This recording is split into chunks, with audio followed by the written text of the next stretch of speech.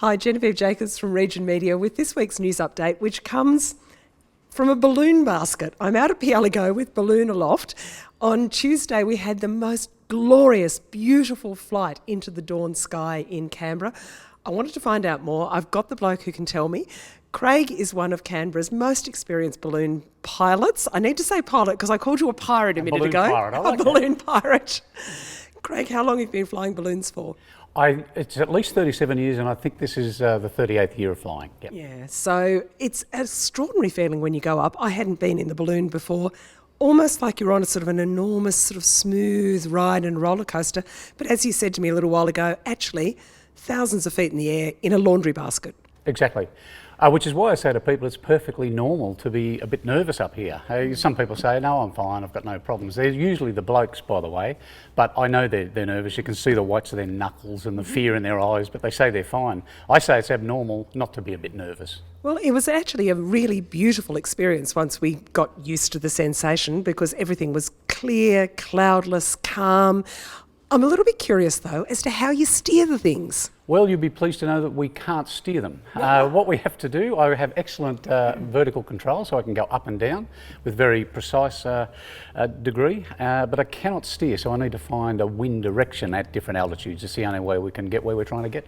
So we took off in Narrabundah on Tuesday morning. We floated right across the top of Parliament House, which was spectacular, and then we landed, not with yourself, but with another pilot, in a tiny square just next to the lake at Yarralumla. The precision was amazing. You're telling me that was a happy outcome. That was a great outcome. I mean, any landing you walk away from in aviation is a great outcome. But that was a particularly technically beautiful precision landing that Kim did there. Very experienced pilot. To put such a big balloon, that balloon was 350,000 cubic feet of hot air, and to put that in such a small place was very impressive. And look, it was a very smooth experience. It was a beautiful experience. How do people respond when you've got them in the basket? Awe is the most common thing when you're looking up at the volume of fabric. I still look up there each time I look up into my balloon or any balloon, and I see that this thing floats. I understand the mechanics and the physics as to why it does that.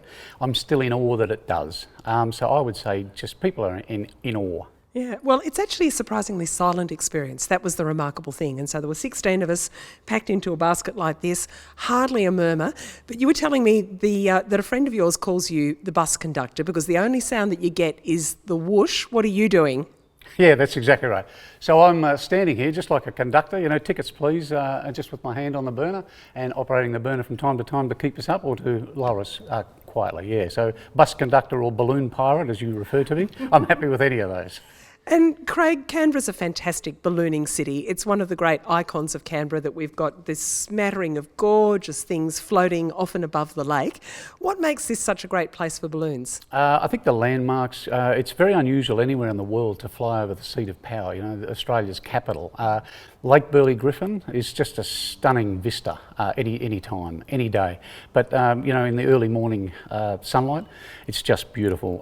Canberra's got great access, and we've got that perfect mix of small city, suburbs, bushland, kangaroos. We've got it all. Surprising number of kangaroos, actually, as we're landing. You wouldn't believe how many kangaroos there were by the lake shore at about 7:30 in the morning. And Craig, the great news is that now that lockdown has ended, the balloons are going up again. We're back. Hooray! Hooray, hooray. Come on down, have a flight with us. So that's your news for the week. If you've been yearning to go up in a balloon and then sip some champagne afterwards, you've finally got the opportunity. Also making news this week on the site, we've been talking about the closure of Ottoman Restaurant, one of those beloved iconic Canberra restaurants at its current site. There are some interesting rumours around about where they might reopen in the next year or two. The Phillip Pool sadly won't be reopening. It's closed for summer. And there's a lot of uncertainty about why that is and what the fate of the site might well be. We're also talking about the apartment owners who've discovered that very flammable cladding on their building, but have been told, well, if it goes up, you're probably the ones that are going to have to bear the responsibility. And if post-lockdown you're planning to go down the coast, there have been a few changes. So we've got the lowdown for you on what's happened down there. New Bay Bridge, all sorts of changes on the way down. That's all on the Riot Act. We've got a newsletter that drops into your inbox every Thursday, a daily digest every day. Come on, join the great big Canberra conversation that we're having. The balloon rides, the kangaroos, the conversation, it's all there. I'm Genevieve Jacobs, and this is Region Media.